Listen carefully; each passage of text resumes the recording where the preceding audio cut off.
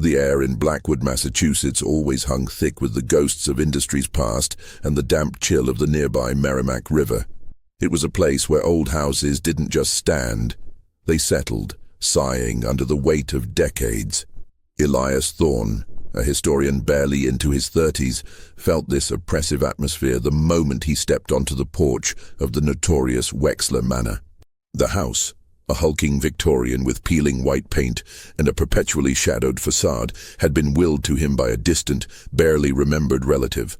A detail Elias found suspicious, given his complete lack of contact with that side of his family. He unlocked the heavy oak front door. The sound of the tumblers turning was deafening in the silence. Inside, the air was a museum of decay, musty, metallic, and cloyingly sweet. A scent that hinted at both old wood and something vaguely biological, long since dried. Sunlight struggled to penetrate the grime-coated windows, casting long, distorted shadows that danced with the slightest movement of air. Elias had spent his academic life documenting the dark undercurrents of American history.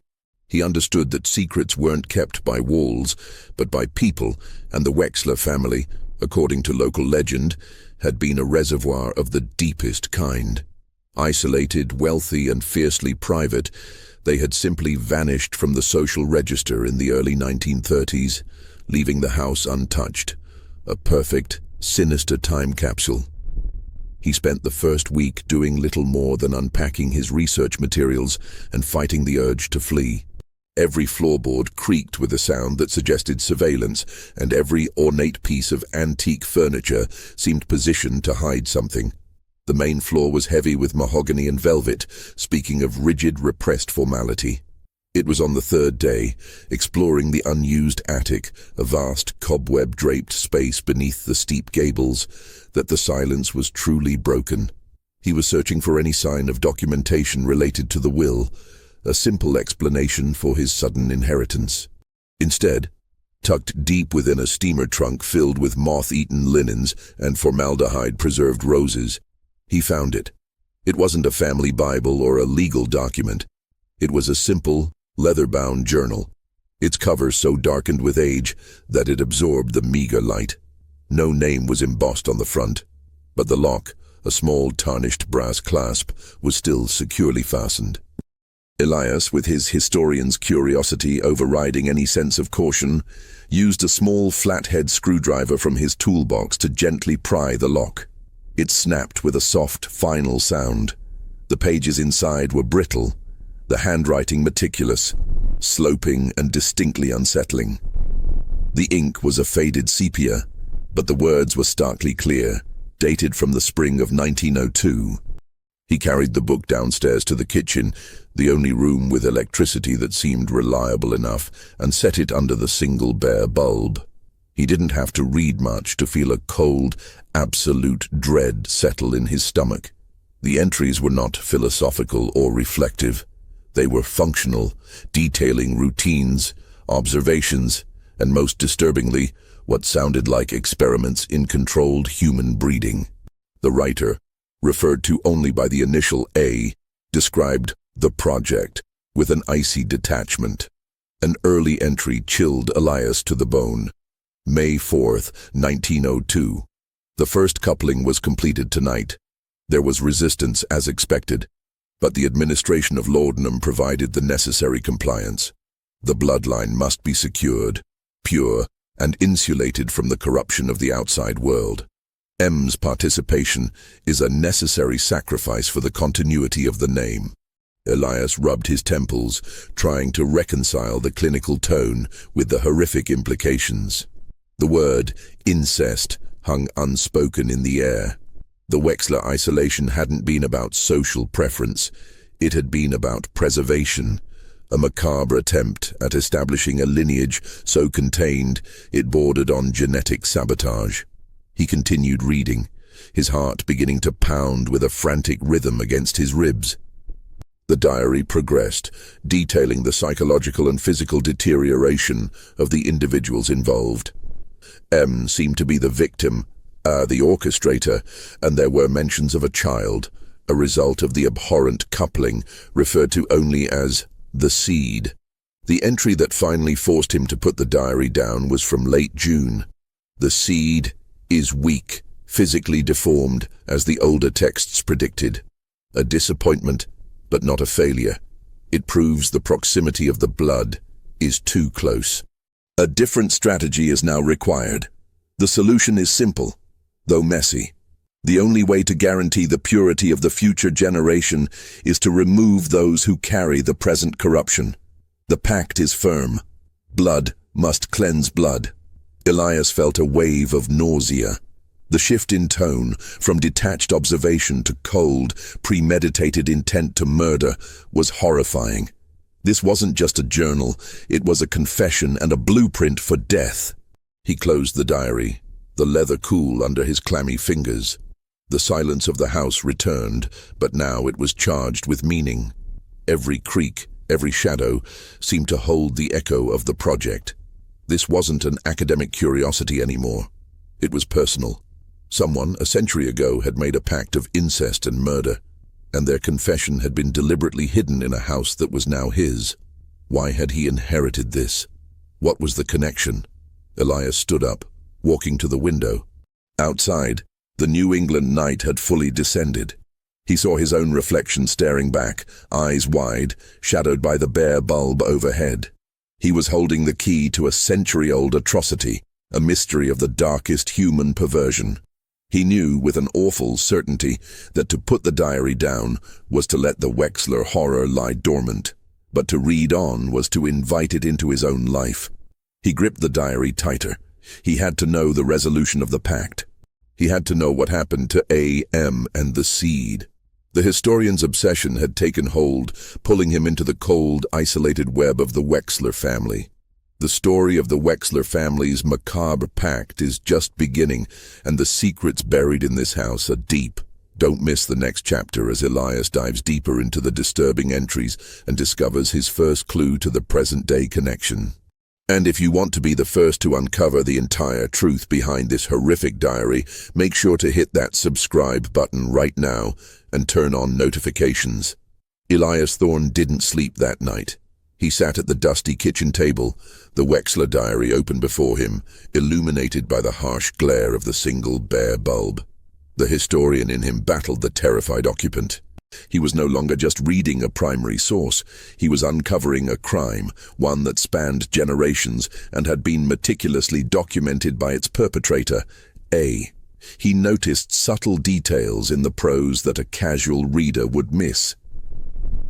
A had an unnerving obsession with geography and lineage. The entries were frequently interrupted by cryptic diagrams, not of family trees, but of maps. These were not maps of the house or the surrounding town, but crude, abstract representations of connections, lines linking initials and dates, often circling the word Blackwood. Elias began transcribing the diary's content digitally, a necessary psychological buffer against the raw horror of the original ink. He realized A was not just a murderer, but a philosopher of controlled evolution. Believing the outside world, the corruption, was slowly diluting the inherent strength of the Wexler name. The incestuous pact was the first step. The planned murders were the second, designed to eliminate the failed experiment and restart the process with what A deemed a purer, albeit smaller, genetic pool. The diary detailed the deteriorating psychological state of M. July 1902, M is becoming erratic. Her compliance is waning, replaced by a sullen silence and moments of violent despair. I suspect she is attempting to communicate her distress to the serving staff. This is unacceptable. Isolation must be absolute. The staff will be dismissed under the pretense of financial restructuring. We must be truly alone for the final phase of the pact. The staff dismissal was an early warning signal, severing M's last lifeline. Elias found himself sketching the house's internal layout, trying to match A's chilling logistical planning with the physical space. Where had M been kept? Where was the seed, the child, raised? A crucial entry from August 1902 shifted the focus. The initial plan is too crude. Eliminating M and the seed will only draw suspicion. The goal is preservation, not self-destruction. The solution must be subtler, an act that appears to be natural consequence or tragedy. It must be done away from the site of the town. The old well on the southern parcel, long unused, provides the necessary depth and quiet. Elias froze. The well. He remembered seeing an overgrown stone circle hidden by high brush on the edge of the property boundary, near where the woods began, the southern parcel. It was a minor detail he'd dismissed as simple rural decay. Now, it echoed with macabre intent. The entries for the following weeks detailed the construction of a heavy, double-locked lid for the well. A wrote about testing the sound-dampening qualities of the water column and the necessary weight required to ensure M could not climb out, even if she managed to free herself from the sedative. It was a cold, calculated planning of a confined execution. The most disturbing passage came from a single, undated page, sandwiched between entries in late August. It was a fragment, written in a spidery, panicked hand, not A's neat script, but M's. He knows. He watches. He told me the dirt must love me now. The seed is gone. I hear the water. The ink was smudged, as if written quickly in fear, or perhaps with a trembling hand. Elias felt a wave of icy empathy for M. She had known her fate. But what did she mean? He knows. He watches. Was A being surveilled by someone else? Or was A referring to a third party involved in the pact? Elias flipped back to A's final full entry in the main body of the journal. September 1st, 1902. The cleanup is complete. The tragedy is reported. Accidental drowning during a night walk near the woods. A sad, but simple explanation for an unstable woman. The seed has been placed. Its future and ours is secured. The diary is sealed. The name endures. The mention of the tragedy matched the brief, sanitized historical accounts Elias had researched. The story of the distraught Mrs. Wexler's sudden drowning. But the detail about the seed has been placed was new. If the child hadn't been murdered, where had it gone? Elias's mind raced. If A had successfully covered up 2 deaths, M and the seed if the child was murdered after the first experiment, then the Wexler bloodline must have continued somehow. Could the current inheritor, Elias himself, be connected to the seed? It was too coincidental. Driven by a desperate need for tangible proof, Elias grabbed a flashlight, his phone, and a small shovel. He had to go to the southern parcel. The air outside was thick and cool, the kind of New England night that swallowed sound. He found the stone circle where the old well was located, hidden exactly where he remembered. The ground was slightly sunken around the perimeter. He cleared away a century of overgrown moss and tangled ivy. Beneath, he found not a heavy wooden lid, but a thick, rusted iron grate, held down by a massive, corroded chain, locked with a padlock the size of his palm. He shone the flashlight beam through the grate. The well was deep, the water far below, reflecting the light back as a disturbing, oily black disk. He knelt, his ear close to the cold iron, listening. Nothing but the chirping of crickets. But as he stood, the flashlight beam caught something small, metallic, and triangular, half buried in the moss directly next to the well's edge. He scraped it free with the shovel. It was an antique silver locket, tarnished but intact. Engraved on the back was a single, elegant letter, M. Elias's hands were shaking. This was not a century-old historical document anymore. It was evidence of a murder, a cold case that had been waiting 100 years to be unearthed. The reality of the Wexler Pact, the incest, the cold-blooded killing, and the unknown fate of the seed was now physically, terrifyingly present in his hands. He looked back at the imposing dark silhouette of the Wexler manor. A had succeeded in covering his tracks, but the diary, and now the locket, were proof of his horrific intent. The secret of the Wexler family's macabre diary wasn't just what they did, but who they saved, and why Elias Thorne, a stranger, had been chosen to find out. The weight of the silver locket marked M felt like an anchor in Elias's pocket. He spent the entire next day trying to reconcile the diary's contents, the locket, and his own sudden inheritance. He locked the Wexler diary in a fireproof box. It was too dangerous to leave exposed. He returned to his research files, specifically focusing on the post-1902 Wexler family. The town records were scant. After M's supposed drowning, A, who Elias was now able to confirm through local census records was Arthur Wexler, continued living in the manor, mostly alone. He rarely socialized and never remarried. His death, recorded in 1933, was attributed to natural causes, a quiet end for an isolated man. But the most critical piece of the puzzle remained: the seed. Arthur Wexler had written that the child was placed. This suggested adoption, placement with a relative, or, given Arthur's proclivities, a secret upbringing somewhere else. Elias's research into the distant relative who willed him the house, a woman named Eleanor Thorne, yielded nothing but a recent death certificate. He had to find a genealogical link, but the public records were a dead end, likely due to Arthur's extreme privacy. Elias began methodically searching the house for a hidden record, starting with Arthur's personal study. The room was sterile, lined with bookshelves filled not with literature, but with volumes on eugenics, genetics, and obscure 19th century bloodline theories. Arthur Wexler wasn't just a murderer. He was a meticulous, self-taught geneticist, attempting to prove a perverted theory of selective human purity. Behind a heavy curtain, Elias found a floor-to-ceiling map of the Blackwood area, dating from the late 1800s. It wasn't the abstract map from the diary, but a real, detailed cartographical chart. What caught his eye were the small, faint, hand-drawn annotations in sepia ink, matching Arthur's handwriting. They were small circles drawn around 3 specific rural properties surrounding the Wexler Manor, all distant, isolated farms. One circle was labeled M-line, terminated. Elias immediately connected this to M and the well. The other 2 circles were labeled A-line, secured, and S-line, placed. S-line, placed. S almost certainly stood for the seed. The child had been placed on one of these remote properties. But why?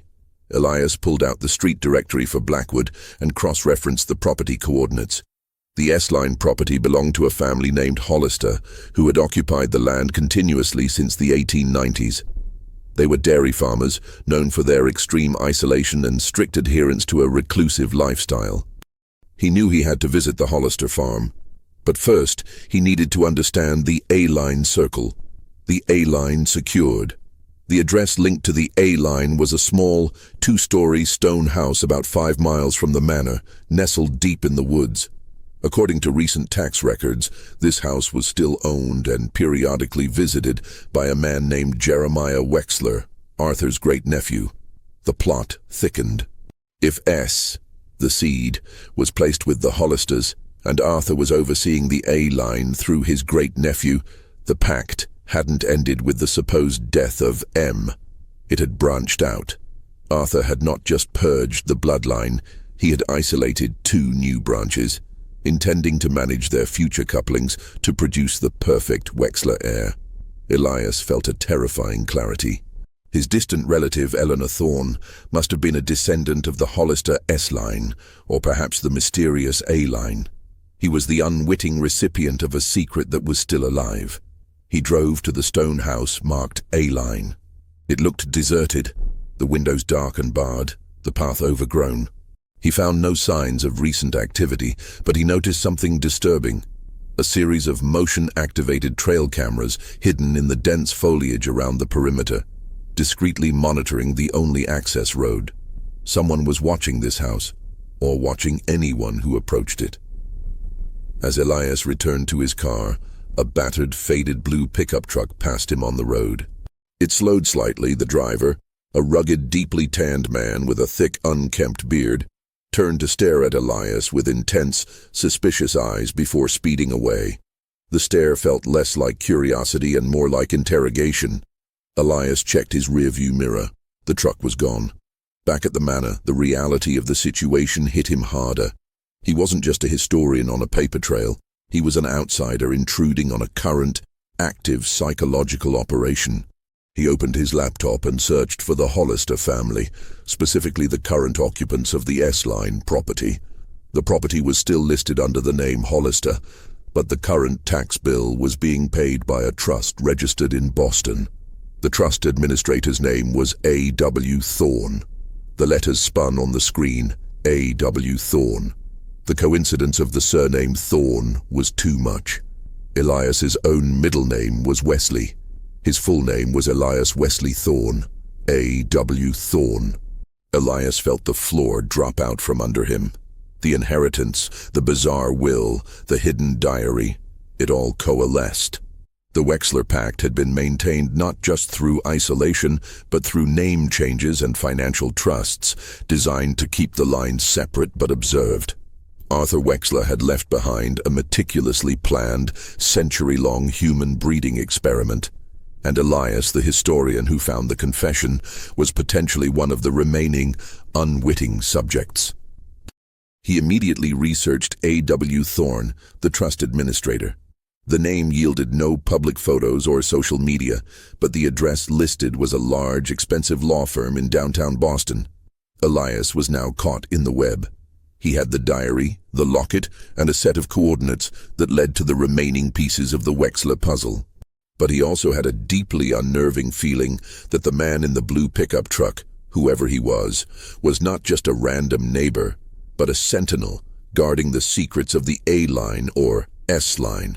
The question was no longer what happened in 1902, but who was controlling the experiment now and what they intended to do with Elias Thorne, the man who had suddenly stepped into their carefully constructed, century-long isolation.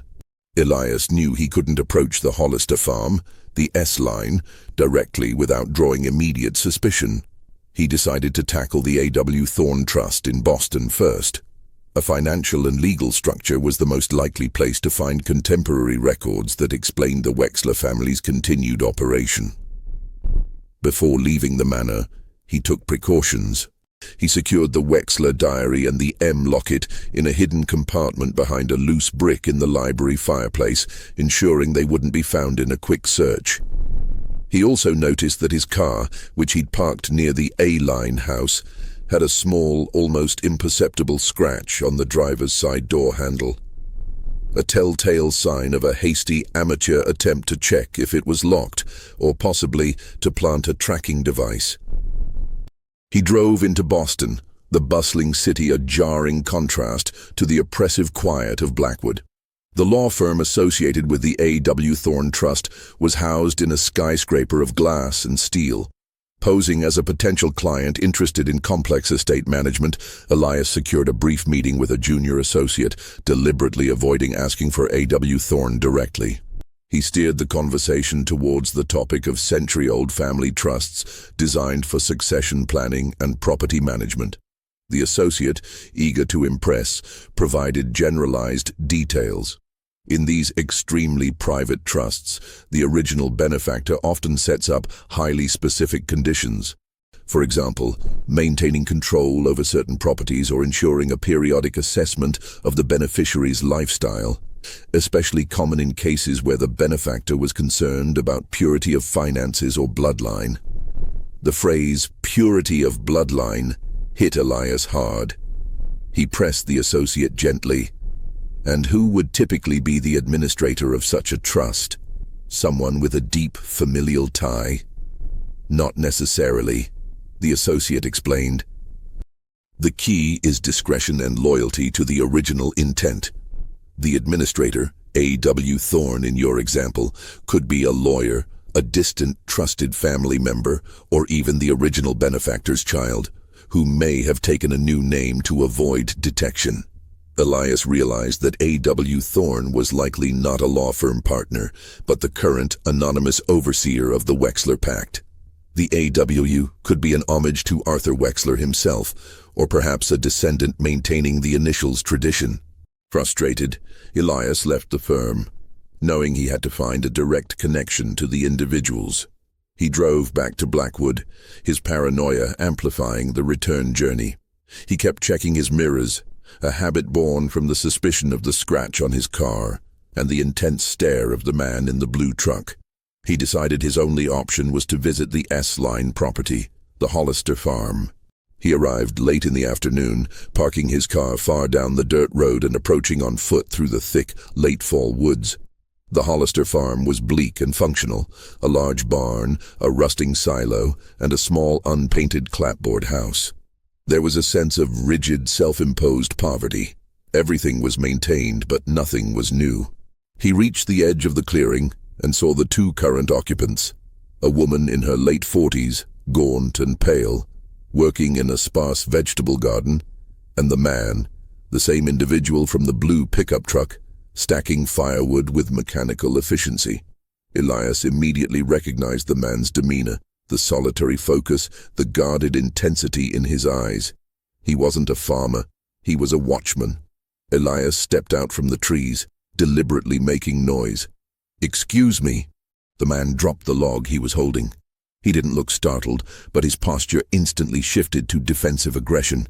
He stared at Elias, his suspicion boiling over into open hostility. "Can I help you?"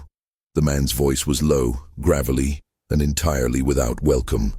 "My name is Elias Thorne. I recently inherited the old Wexler manor," Elias began, trying to project casual neighborliness. "I was just exploring the property boundaries. I see your land connects with the southern parcel." The man's eyes narrowed. "The boundary is marked. You're past it." "I apologize. I also noticed this old locket on the edge of the woods," Elias said, producing the M locket.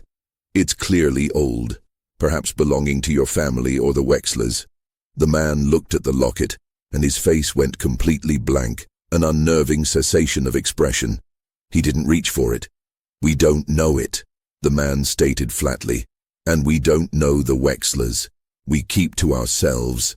"Your family are the Hollisters, correct?" "That's right. Been here over 100 years, he replied, his eyes never leaving Elias's. "Now, I suggest you get back to your manor. We prefer our privacy." Elias realized he was getting nowhere. The man was a wall of suspicion and control. He glanced past the man at the woman, who had stopped gardening and was watching the interaction with a fearful, vacant expression. She looked like a prisoner in her own yard. "Right," Elias said, turning to leave. "Well, if you change your mind about the locket, you know where to find me." He walked back into the woods, but instead of heading to his car, he circled back. He needed a name. The woman's face, the subtle pallor, the wide, scared eyes, haunted him.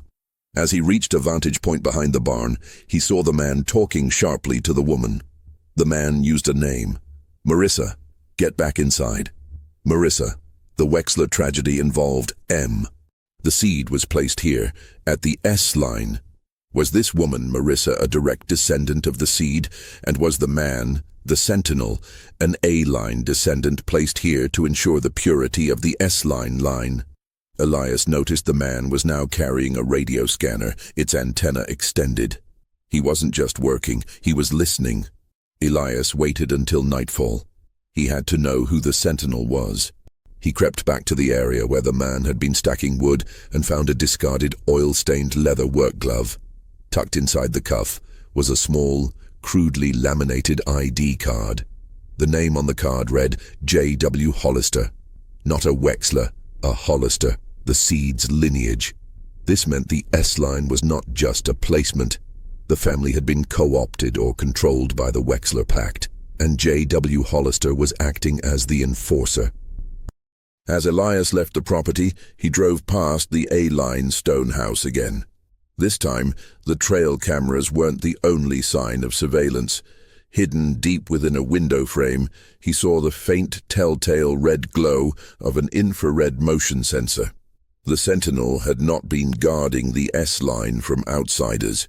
He had been managing it, while someone else, perhaps the mysterious A.W. Thorne, was managing him. Elias realized that by inheriting the manor, he had become the rogue variable in a century-long, perfectly executed plan of psychological and genetic control.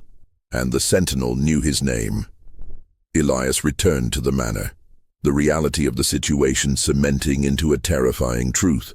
He was dealing with an ongoing, multi-generational conspiracy of selective breeding and psychological manipulation, all orchestrated by Arthur Wexler's century-old instructions. The Sentinel, J.W.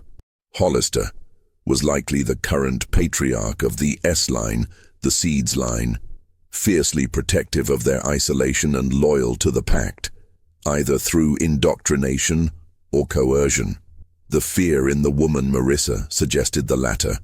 Elias needed to understand the current relationship between the A-line, Jeremiah Wexler, and the S-line, J.W. Hollister.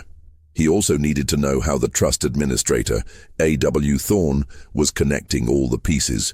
He returned to the Wexler diary. He opened the book not to read the prose, but to examine the abstract maps. He used a drafting pencil to lightly trace the lines. He noticed a recurrent, disturbing symbol, a small interlocking double circle drawn next to certain dates and initials. He realized the interlocking circles represented a coupling event. He cross-referenced the dates near the M tragedy, 1902, with later entries.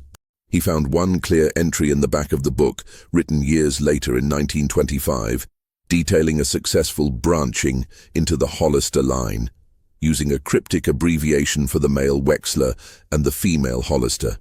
It was an entry recording the transfer of the seed's genetic material into the next generation of the S-line. The chilling implication: the Wexler Pact was maintained through arranged marriages or secret, forced unions between the two isolated bloodlines, the A-line, Wexler, and the S-line, Hollister, all supervised by the trust. Elias felt a cold dread about his own inheritance. If he was a distant relative, he could be part of the S-line that had escaped or been abandoned. The will was a hook, meant to draw him back into the fold, perhaps to provide a new, outbred genetic infusion to solve the bloodline's weaknesses that Arthur had noted in 1902. He needed to find out the identity of A.W. Thorne and the terms of the trust that compelled the Hollisters. He decided to take a huge risk, directly confronting Jeremiah Wexler, the owner of the A-line stone house. Elias drove to the A-line property, this time carrying a recording device and the M locket. He ignored the trail cameras and the infrared sensor, pounding heavily on the front door. A moment passed. Then the door creaked open, held back by a thick chain. A man's face peered out, thin, gaunt, with an air of hollow, academic intensity that reminded Elias chillingly of Arthur Wexler's diary entries. This was Jeremiah Wexler. "What do you want?" Jeremiah's voice was thin, reedy, almost a whisper. "My name is Elias Thorne. I inherited the manor." "I believe we are distant relatives," Elias said, keeping his voice calm. "I have something that belongs to your family." Jeremiah's eyes flickered down to the locket in Elias's hand. His composure immediately shattered. His eyes went wide, reflecting a mix of fear and recognition. "Where did you find that?" Jeremiah hissed, his hand gripping the doorframe, knuckles white. "Near the old well on the southern parcel," Elias stated directly. "The parcel where your great-great-aunt Mrs.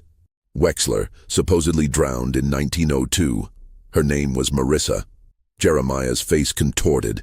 He slammed the door, the chain rattling violently. Elias pounded again. "The police should know about this locket, Jeremiah. They should know what happened to Marissa and what happened to the seed." There was a silence from behind the door, followed by a frantic, shuffling noise. Elias heard glass breaking. "You need to leave," Jeremiah finally whispered, his voice shaking now. "Before he comes back. A.W. Thorne is watching. He controls everything. He knows you found the book." "Who is A.W. Thorne?" "He's the keeper," Jeremiah choked out. "The administrator. He ensures the pact endures. He's a lawyer, but he's one of us. He decides the couplings. He decides who is pure and who is eliminated." "And who is us?" Elias pressed, recording every word. "Are you part of the pact?" "I was. I was supposed to couple with the Hollister girl, but I failed. My genetic line was deemed weak," Jeremiah said, his voice laced with the despair of a failed experiment. "My task now is to watch the perimeter for him. You were meant to be discovered when the time was right. Not now. Discovered for what? For replacement, Jeremiah wailed, the historian's composure finally breaking. The Hollister line is dying out. The last coupling failed to produce a viable heir. You, Elias Thorne, are a perfect outbred Wexler. You are the new seed for the Pact. The will was the invitation. Elias stumbled back, the realization a physical blow. The inheritance wasn't a gift, it was a lure. He was the replacement stock for a century-old eugenics project. What happened to the original seed? It was sent to be raised by the Hollisters, the S-line, Jeremiah whispered, his voice fading. But the last of that line, they were buried. The Pact is failing. That's why A.W. Thorne needs you. Elias heard the roar of an engine approaching rapidly down the dirt track. It was the sound of a blue pickup truck, J.W. Hollister. "He's here! Get out!" Jeremiah screamed, his voice dissolving into a high-pitched sob. The chain on the door was violently shaken, but Jeremiah held it fast. Elias turned and ran, plunging back into the woods as the blue truck skidded to a stop in front of the stone house. He heard J.W. Hollister shouting, a primal, guttural roar of fury, followed by the sickening sound of a door being kicked in. He didn't wait. He sprinted through the underbrush, knowing the sentinel was after him, now fully aware that Elias possessed the locket and the truth.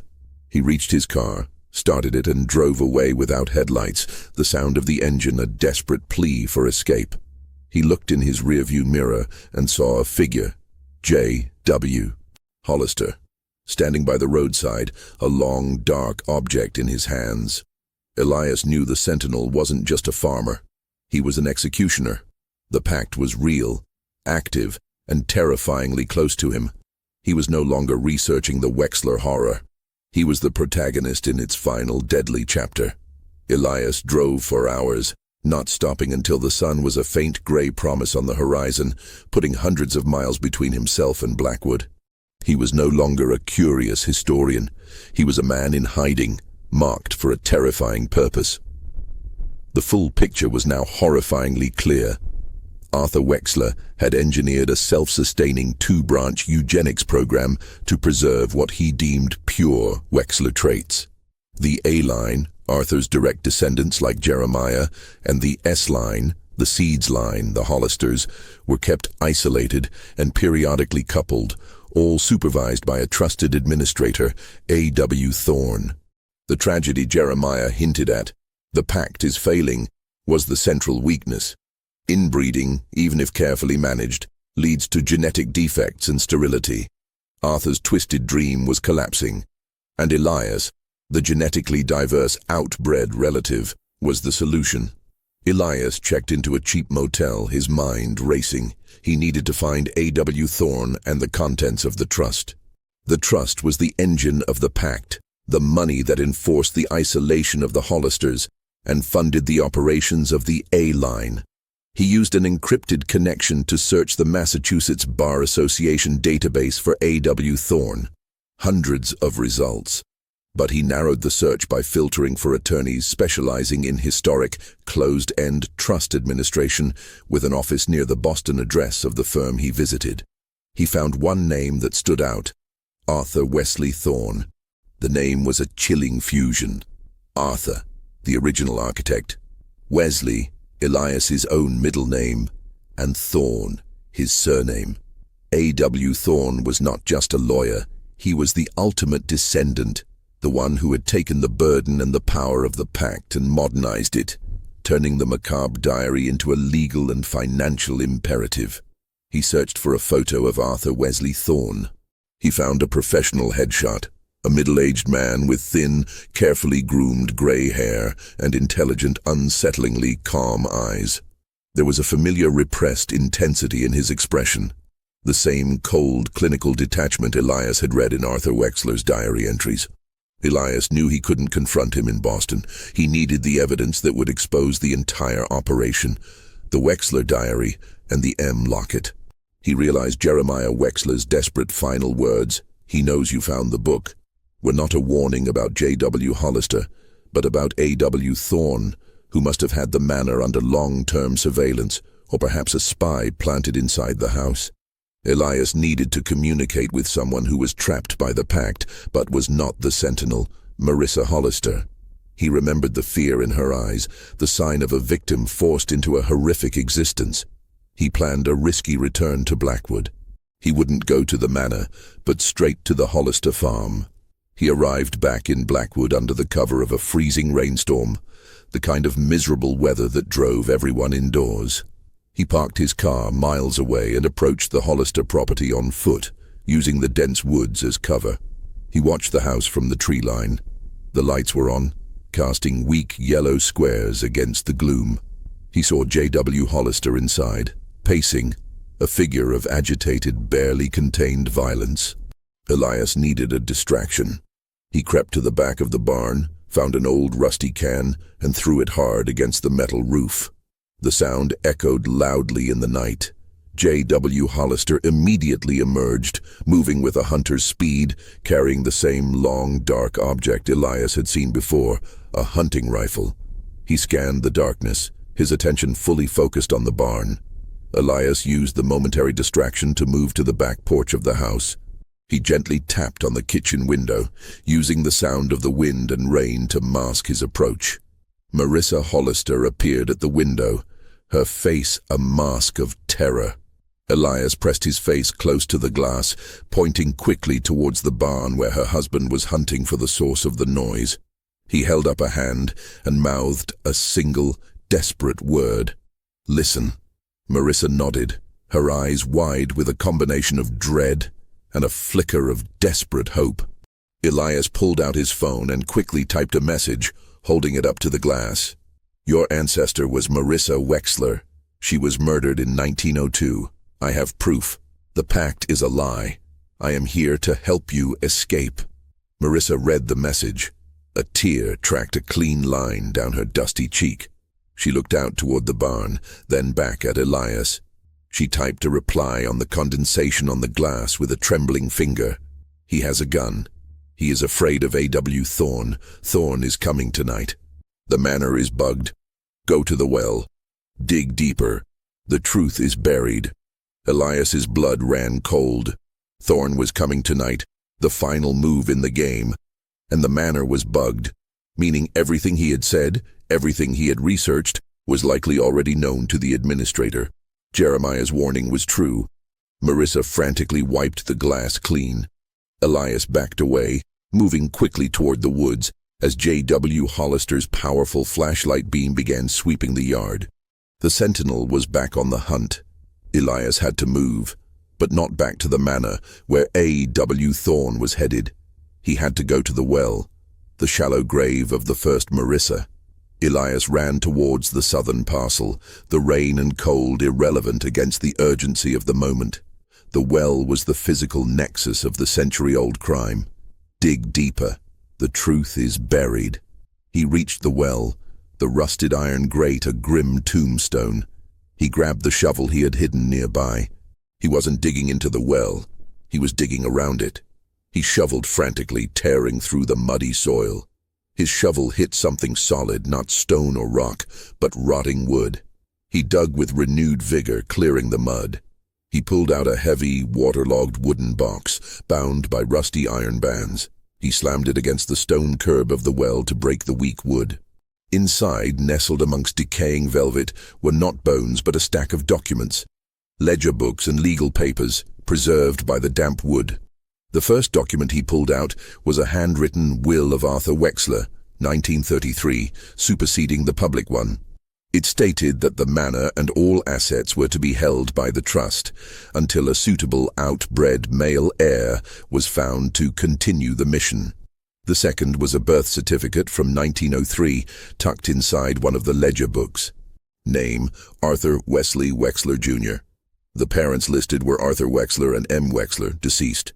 The child, the seed, had been secretly registered under the father's name and then placed.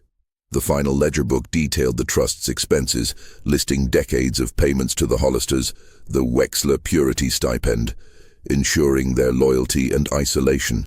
The final entry, dated last week, was a transfer of a huge sum of money, labeled Retention and Final Reintegration Fee, E.T. Elias Thorne. His fee for being lured back.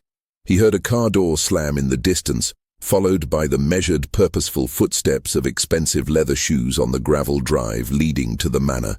A.W. Thorne had arrived. Elias had the evidence. Now he was trapped between the calculated intelligence of the administrator and the violent execution of the sentinel, who was certainly following his trail. Elias clutched the ledger book and the hidden will, the rain soaking through his coat. The methodical footsteps of Arthur Wesley Thorne were getting closer, approaching the manor. But A.W. Thorne was not going inside yet. Elias pressed himself against the trunk of a massive oak, watching. A.W. Thorne was impeccably dressed, a dark suit contrasting sharply with the bleak, muddy surroundings. He carried a leather briefcase, an emblem of the Trust's power. He walked past the manor's entrance, straight to the back wall, where he knelt beside an overgrown flower bed.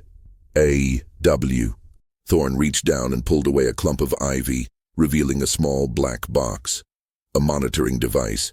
He examined it, then spoke into a tiny microphone. Jeremiah, report. Status of the package. A tense, static-laced voice came through. Thorne, the package is mobile. He took the locket. He spoke to the Hollister woman. Hollister is pursuing. I am remaining here. A.W. Thorne sighed, a sound of supreme clinical disappointment. Unacceptable. You were to alert me upon his return, not wait for him to engage the S-line. The purity of the bloodline is paramount. I am moving to the S-line property. Stay put and monitor the manor. Thorne stood up, the briefcase held tightly. The realization hit Elias. A.W. Thorne hadn't just arrived to meet Elias. He was coming to clean up the experiment, to retrieve Elias and punish the failed participants. Elias had minutes before Thorne headed to the Hollister farm. He had to act. He had the documentary proof, but he needed a confrontation to truly break the Pact's hold. He needed to use the most damaging weapon he had, the Wexler diary. Elias sprinted back to the manor, moving like a ghost in the shadows. He retrieved the diary and the M locket from the fireplace. He had a desperate plan. Use the hidden wiretap in the manor to broadcast the truth to the police and simultaneously draw A.W. Thorne into a trap. He re-entered the manor and went directly to the kitchen. He knew the manor was bugged, likely near the phone line or the main electrical junction. He flipped the breaker. Silence. He pulled the kitchen phone apart, finding a small, expertly placed listening device wired into the junction box. He carefully cut the power to the device, but left the wires intact, then quickly dialed 911 on his cell phone, speaking in a low, frantic whisper, reporting a violent home invasion at the Hollister farm and mentioning the M locket as evidence of a potential homicide at the Wexler Manor well. He knew A.W. Thorne would hear the distress signal or the news that the police were being dispatched to the Hollister farm. Elias ran back outside and waited for A.W. Thorne's reaction. He didn't have to wait long. Thorne's car, a black unmarked sedan, accelerated rapidly down the drive, heading toward the Hollister farm. Elias drove immediately back toward the Hollister farm, keeping his car hidden miles away, approaching on foot again. He arrived as the scene was descending into chaos. J.W. Hollister, the sentinel, was standing in the front yard, the rifle in his hands, completely disoriented by A.W. Thorne's arrival, the blare of a distant police siren, and Elias's previous encounter with Marissa. A.W. Thorne, composed and lethal, stepped out of his car, holding his briefcase. J.W., Thorne said, his voice calm, chillingly authoritative. You failed to secure the subject. The police are coming. This is the end of the S-line. J.W. Hollister raised the rifle, shaking. You won't do it, Thorne. You need the blood. You need me to couple with the next generation. The next generation is already here, J.W., Thorne replied, gesturing toward the woods where Elias was hiding. Elias Thorne. A perfect genetic match, already outbred. You and your unstable wife are liabilities. The pact requires purity, not contamination. Marissa Hollister, the M-line descendant, suddenly stumbled out onto the porch, her face white. She held a small, antique pistol, the kind that might have been hidden in the house for a century. "You won't take him," she screamed, her voice breaking a lifetime of enforced silence. "You won't continue the sickness." J.W. Hollister spun toward his wife, fury overwhelming his fear of Thorne. "Marissa, no, we were supposed to protect the blood." "We were slaves, J.W., slaves to a dead man's sickness," she cried, pointing the pistol not at Thorne, but at her husband. Thorne, moving with the precision of a predator, didn't flinch. "J.W., the police are minutes away. I have a solution." Thorne opened his briefcase. Inside was not money or documents, but a syringe filled with a clear liquid and a sealed envelope. "The pact will continue with Elias Thorne," Thorne stated. "I have provided a means for you to ensure your silence, J.W. A fast, painless end. The insurance policy will pay for Marissa and the property." He was offering J.W. Hollister a final, fatal arrangement, suicide disguised as a tragedy, designed to clean up the legal fallout and eliminate a failed subject. J.W. Hollister stared at the syringe, then at the distant wail of the police sirens, and finally at his wife, who was pointing a gun at him. He was a man whose entire life had been predicated on a lie, now offered a final, grim exit. Before J.W. could move, Elias burst from the trees, the Wexler diary held up in the light. "The pact ends here, Thorne," Elias yelled. "I have the diary, the will, and the trust ledgers. I know the truth about Marissa Wexler's murder and the bloodline experiments. It's all recorded." A.W. Thorne finally looked genuinely startled. His cold facade cracked. He didn't move toward Elias, but toward his car, reaching for a device on the passenger seat. The distraction was enough. Marissa, tears streaming down her face, lowered the pistol and shot her husband, J.W. Hollister. The sound was deafening, the blast echoing across the dark, sodden fields. J.W. collapsed, the rifle falling into the mud. A.W. Thorne stared at the body of his last sentinel, then at the wailing police siren, and finally at Elias. His expression was not one of rage, but of supreme, detached loss. "You have destroyed 100 years of planning, Elias," Thorne said, his voice quiet, devoid of emotion. "You may have the documents, but you don't have the final truth. The pact endures in its simplicity." Thorne threw the briefcase into his car, jumped in, and sped away just as the first police cruiser lights flashed through the trees. Elias ran to Marissa. She was sobbing, the pistol falling from her numb fingers. "He won't stop, Elias. He won't stop until he gets the blood." Elias looked at the black sedan disappearing into the night, then down at the body of J.W. Hollister. The police were seconds away. The pact had been broken, but its administrator was free, and Elias, the replacement seed, was now the focus of a deeply intelligent, highly organized man obsessed with a century-old plan. The full weight of the Wexler tragedy is not yet over. A.W. Thorne escaped, and he still has the resources of the trust to pursue Elias. Hit that subscribe button and notifications right now so you don't miss the final terrifying chapters where Elias must use the diary to defeat the modern architect of the Wexler Pact. The arrival of the Blackwood Police Department transformed the Hollister farm into a crime scene. Elias, with Marissa Hollister providing a terrified, tearful account, spent the rest of the night detailing the century-long horror to a skeptical but diligent detective. The Wexler diary, the M locket, and the hidden will and ledgers were the irrefutable evidence. The diary detailed Arthur Wexler's plan, the locket was physical evidence of Marissa Wexler's 1902 murder, and the ledgers proved the financial mechanism that enforced the pact, detailing payments to J.W. Hollister and the Wexler Purity Stipend. The detective, a local man named Miller, was overwhelmed. Incest, murder, a secret trust to enforce eugenics. This is beyond anything this town has ever seen, Mr. Thorne. It's a historical crime, but the recent events are very much present day.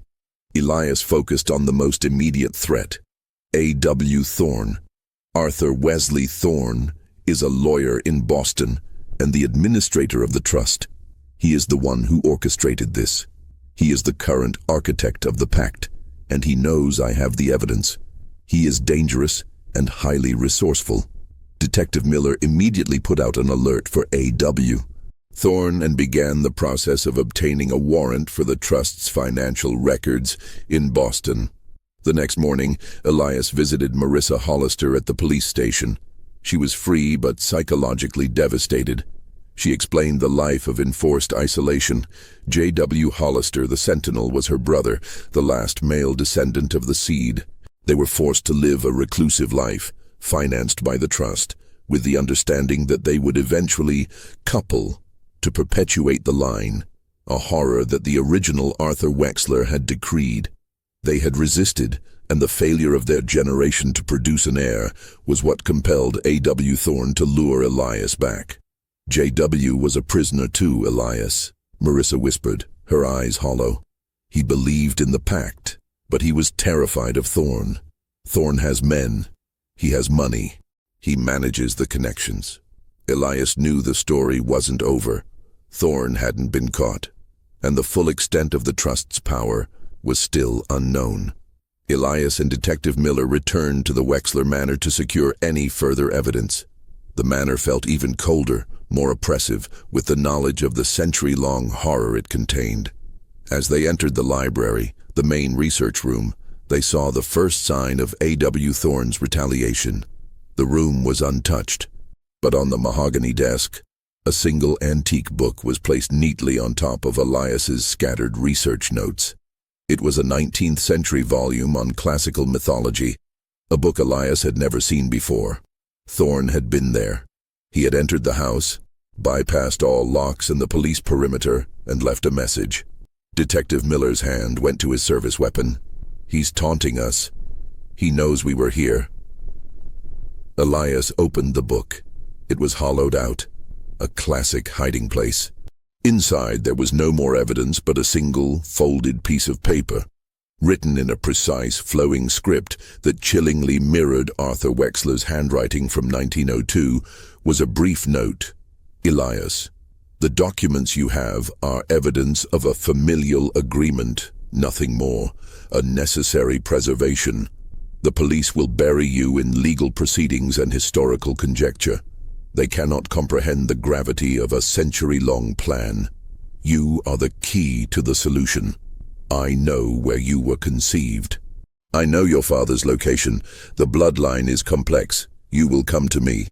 I need your cooperation to secure the next phase of the pact. Do not assume you are the only one with documentation. You are not safe. A.W.T. The note ended not with a threat of violence, but a chilling claim of ultimate knowledge. I know where you were conceived. This was the final, devastating psychological blow. Elias's entire identity, the very moment of his conception, was tied to the Wexler Pact. He was not just an heir, he was a controlled variable. Detective Miller, who had read the note over Elias's shoulder, was furious. He knows your personal history.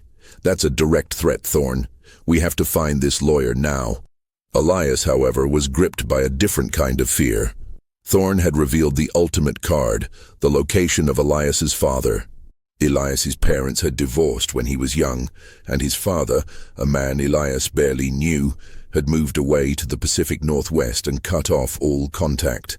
Elias had to check the ledger book's expense entries again. He quickly flipped through the pages. He found it in a separate encrypted section that only a high-level administrator could understand. An entry detailing a massive one-time payment made in 1995, followed by smaller periodic monthly stipends. The name on the payment, R. Thorne. Elias's father's initial. The location, Forks, Washington. Elias's father had been paid to disappear and maintain silence, a long-term contingency plan designed to preserve Elias as the clean, outbred seed for the final desperate phase of the pact. Thorne wasn't just observing Elias, he was managing his entire family. The scope of Thorne's control was immense. He was a master manipulator, willing to deploy financial coercion and psychological warfare to protect Arthur Wexler's plan. Elias knew the police were too slow, too focused on the legal process. Thorne was operating in the shadow world of human control. He had to go to Forks, Washington. His father, R. Thorne, was not just a distant relative. He was the final, crucial piece of evidence that could expose A.W. Thorne's operation. He held the secret to why Elias was chosen. He told Detective Miller he needed to retrieve personal items. He didn't mention Forks. He grabbed his encrypted laptop, the Wexler diary and the ledgers, and prepared to leave Blackwood. He had broken the pact in Massachusetts, but its heart, A.W. Thorne, and its ultimate secret, his father's true role, lay thousands of miles away. The hunt was on, and Elias was both the hunter and the prey. Elias drove west, the antique documents on the passenger seat a grim travel companion. The journey was a race against time, knowing that A.W. Thorne, with his financial resources and network of surveillance, was likely already tracking his movements. He used the long drive to pore over the Wexler ledgers. The entries revealed that the trust was massive, funded not just by the original Wexler fortune, but by decades of shrewd, conservative investments. A.W. Thorne was not risking the pact by confronting Elias violently. He was managing the risk by luring Elias into a controlled environment where the legal and emotional pressure would force compliance. The payment to R. Thorne, Elias's father, was labeled a permanent maintenance and isolation fee. Elias realized his father hadn't abandoned him out of malice, but had been bought by the pact to ensure Elias grew up genetically separate and untouched by the Wexler's dark history, creating a perfect, uncontaminated sample. Elias arrived in Forks, Washington. The coastal town was the opposite of Blackwood, not faded Victorian decay, but the raw, rugged beauty of the rainforest, shrouded in perpetual mist. He found his father's address, a small, isolated cabin on the edge of the Hoh rainforest, exactly the kind of remote, forgettable place the trust would select for an enforced retirement. Elias approached the cabin cautiously. The air was cold and damp. He found the door unlocked and pushed it open. The cabin was empty. There were signs of a hasty departure, a half-eaten meal, clothes spilling from an open drawer, and a note left on the table, weighed down by a hunting knife. The note was in his father's shaky hand. Elias, he found me. He's faster than I thought. I tried to run. You can't stop him. The trust is everywhere. He promised me he wouldn't bring you here. He lied. The pact needs you. It's what you were made for. I have the one thing that will end this. I can't let him have it. I'm heading to the lighthouse. The key is in the base of the lamp, behind the loose stone. It was Arthur Wexler's last contingency. The final will. Forgive me. Run. R. Elias's heart sank. His father was gone, likely taken by Thorne or one of his operatives, forced to give up the final secret. The lighthouse and the final will. Thorne hadn't just lured Elias back to the manor. He was luring him to a final location where the last binding document of the pact was hidden. Elias immediately looked up local lighthouses.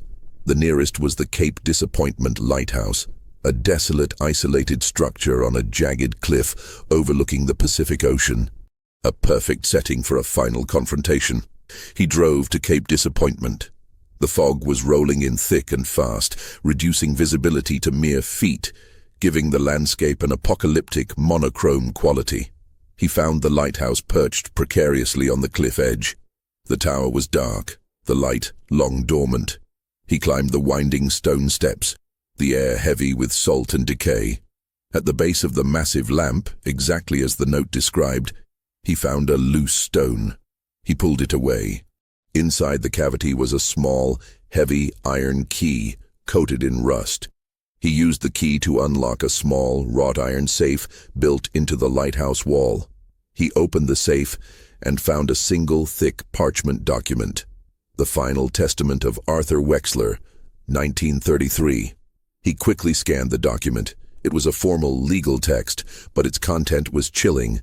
It confirmed everything: the murder of Marissa, the placement of the seed. R., Thorne's grandmother, and the establishment of the trust to perpetuate the eugenics program. But the final clause was the absolute, devastating twist.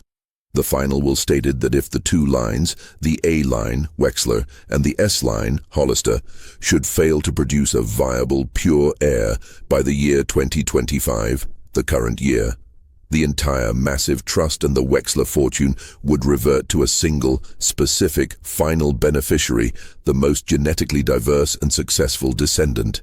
The beneficiary was named in a single, precise sentence: Elias Wesley Thorne. Arthur Wexler had designed the pact not just to breed purity, but to force the trust to find the most successful outbred Wexler if the inner circle failed. The inheritance of the manor was just the first step. The entire operation was a massive, controlled experiment designed to isolate, test, and eventually reward the strongest, most genetically viable candidate for the next cycle. Elias was not a failure of the pact. He was the pact's ultimate success. Suddenly, the steel door to the lighthouse basement slammed shut, plunging Elias into absolute darkness. A voice, calm, controlled, and close, spoke from the darkness. "Welcome, Elias. You have passed the final test. You have proven you possess the intellectual curiosity, the drive, and the genetic resilience required to secure the bloodline." A flashlight beam snapped on, illuminating the cold, clinical face of Arthur Wesley Thorne. He was standing on the narrow, winding steps, blocking the only exit. "I didn't take your father, Elias. He chose to run, just as he was paid to. He was weak. You, however, are strong. You found the key. You have the final will. You are the heir, the administrator, and the new genetic focus of the Wexler Pact. Your reward is the fortune. Your task is to continue the mission." Thorne opened his briefcase. Inside was not a syringe, but a single ancient leather-bound volume. The original Wexler diary, the one Elias had hidden in the fireplace. "I told you I was watching. I retrieved the original. Now you have the full narrative, the plan, the money, and the destiny. The only question is, Elias, do you accept your legacy?" Elias Thorne stood in the cold, dark silence of the lighthouse, facing the man who was both his distant relative and the architect of his terrifying destiny, Arthur Wesley Thorne. He had the power, the money, and the documents, but A.W. Thorne had the ultimate psychological advantage: control over the narrative. "The police are looking for you, Thorne," Elias stated, his voice ringing with forced steadiness. He clutched the final will. "The police are looking for a lawyer named Arthur Wesley Thorne, who they will find has an airtight alibi from a flight booked yesterday to Geneva," Thorne replied calmly. "They will find that J.W. Hollister was a suicide, driven by the guilt of incest and the discovery of his great-great-grandmother's murder in 1902. They will find that Marissa Hollister, a distraught widow, fabricated a story about a massive conspiracy." Thorne stepped closer. "The trust is designed to withstand inquiry. The money controls the narrative. The only way to expose me, Elias, is to expose the entire Wexler history, and you, the beneficiary of the final will be the prime suspect, a historian driven mad by his own findings, orchestrating a complex fraud to claim a fortune." Elias realized the brilliance of Arthur Wexler's final plan. The trust was a psychological trap. The only way to stop the pact was to sacrifice his own freedom, his reputation, and his entire life to expose a centuries-old eugenics conspiracy that no court would ever fully believe. "I won't continue the pact," Elias declared, gripping the final will so tightly the parchment crinkled. Thorne smiled, a cold, unsettling expression of intellectual superiority. "You already have. You found the diary, you investigated. You broke the silence. You traveled thousands of miles. You risked your life, all to fulfill the final instruction of the original Arthur Wexler, to prove your superior intellect and drive, the hallmarks of the ideal Wexler heir.